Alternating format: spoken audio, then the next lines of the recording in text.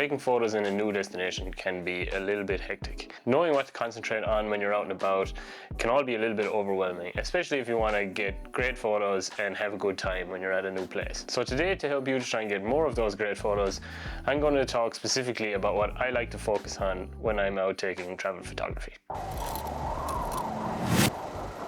What makes a great travel photograph?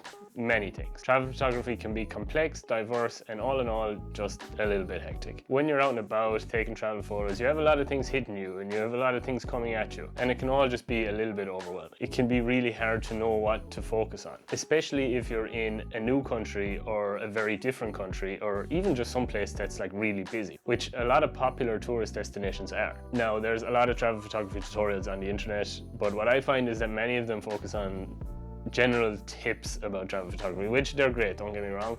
You have like tips like do your preparation, do your work. I even made a video like this not so long ago.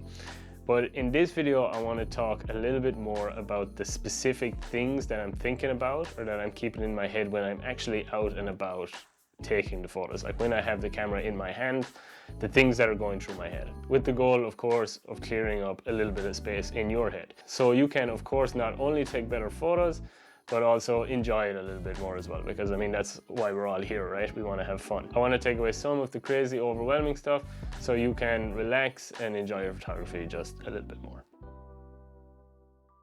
The first thing I'm looking for here, or the first thing I'm thinking about, I think is pretty obvious, and that is like the key sites or the key attractions in whatever destination you are. Almost every destination is going to have one, or probably even many of these key sites, key attractions, whatever you want to call them. Like they can be something very specific, but they can also be, say, like a general type of thing or a general type of building or something like that. Let's take Paris as an example.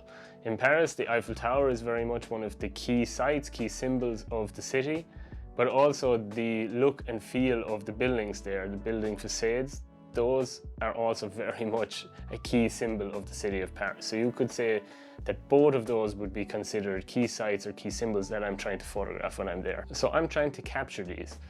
And because of that, I'm asking myself the question, how can I do that? How can I represent these in my photographs? Usually I will try to get a few photos where these key sites are very much the main subject of the photograph. Here is where I often get tempted to go down the route of shooting your classic, Instagram banger or your typical shot that's been shot 100 times. Now, to be honest, there's nothing wrong with that either. I feel like those photographs have been shot 100 times because probably for a reason, because they're good photographs.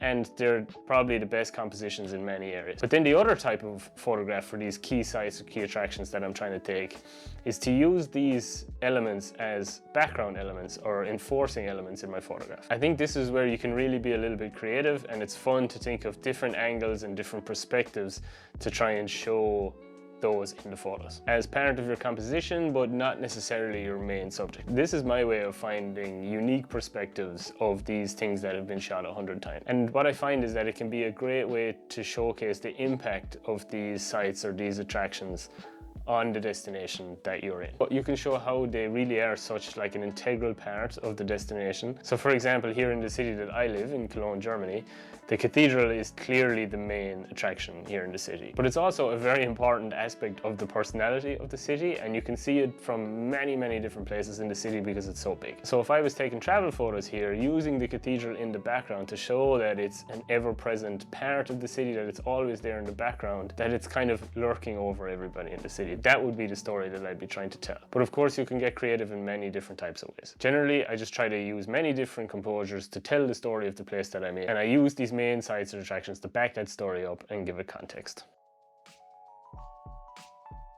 The next thing I'm trying to look for in my travel photos is the interaction between the people and the place that I'm in. No place in the world is endlessly interesting, and every destination, if you're there long enough, will get boring at some point. We need people to make things just a little bit more relatable and a little bit more interesting. And specifically, I'm interested in seeing how these people interact with the destination that I'm in. Now, I try to look for the simple things here, the local people doing their daily work or going about their daily business. Basically, I want to capture a sense of daily life in this destination, because I think that will give the viewer the best sense of intrigue in the photographs that I'm capturing. This can be like a portrait of somebody, if you can pull it off, or it can just be like a simple candid photo of somebody doing something on the street. And it can be really simple here. Like for example, As I said, I now live in continental Europe here in Germany, and when I'm traveling to destinations around the place and I'm taking photos, I notice that I'm including people cycling bicycles a lot on my photographs, because that is an element, like an element of life here that I would consider very characteristic of the cities or the places that I'm visiting. That is how, like in places like Stockholm or Copenhagen or even here in Cologne, that is how people interact with their city, and that is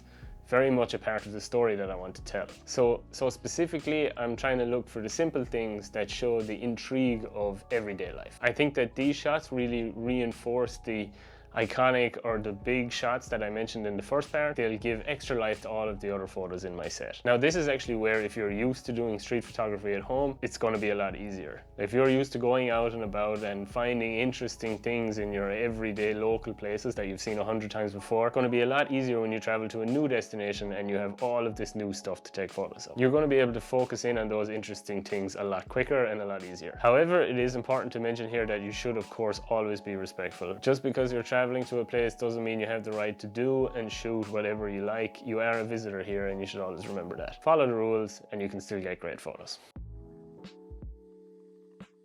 When I'm out and I'm in a new place, one thing I always keep in my mind is that I always want to try and find time to get up close and personal with my new destination. I want to look for the nitty-gritty stuff. I want to focus in on the details, on the interesting details. Now, I mentioned this in the previous point as well, but these details specifically will like really reinforce the story you're trying to tell with your other photographs. By looking at these small details around me, I really want to try and focus in on like a personal side to my photographs to make travel just a little bit more personal and relatable. Now, the main sites and attractions are all well and good, and as we said, you can take the main photographs all you like, but they are the main photographs and they are a little bit generic to people viewing, so most people will probably have seen photographs like that already. This is especially true if you're in a really popular destination with something that has been photographed 1,000 million times every single day. But with the little details of these places that people can't see in these classic photographs, I want to try and break away from that, and I want to try and make people feel a little bit. Try and make them feel like what it's going to be like to be in this destination. And what kind of details specifically? Well, I want to try and ask myself that question exactly. What little things are going to try and make people feel here? What's going to give people the feeling of actually being there? A very important one, for example, is food and drink. Eating and drinking is going to be a super important part of any trip. So it's going to be important to show that in your photographs as well. Imagery of food and drink, that can really give people a sense and a taste of what it's going to be like in that place. Especially with something like food and drink, because it is something that you can almost feel when you see like an image of some good food or something, you know. It can also be other intangible things as well. Things like languages. If you're in a destination that speaks many languages, maybe there's ways to show that in your photographs. That can really bring people closer to the destination that you're in and give them a better feeling of what the place is all about. The atmosphere and the weather. Is it really hot there? Is it really cold there? What little details can I shoot that are going to make my viewers feel that cold or that heat? These are the little things or little questions that I keep in my head to keep my focus when I'm out shooting. Another way I try to express this is by asking myself, what does this destination actually mean to people? And what does it mean to the people that live there? And what details, what can I zoom in on that can show that side personally? For example, if the city has a culture of great art and architecture, then I'm going to want to show that stuff a little bit closer. Like, I'm going to want to focus in on the buildings to see specifically why there's a culture of great architecture, or maybe I want to show the little details in a fountain or a piece of outdoor art that's somewhere in the city that can like really give the feeling of like why this culture is so important to the people that are here, to the people that live here.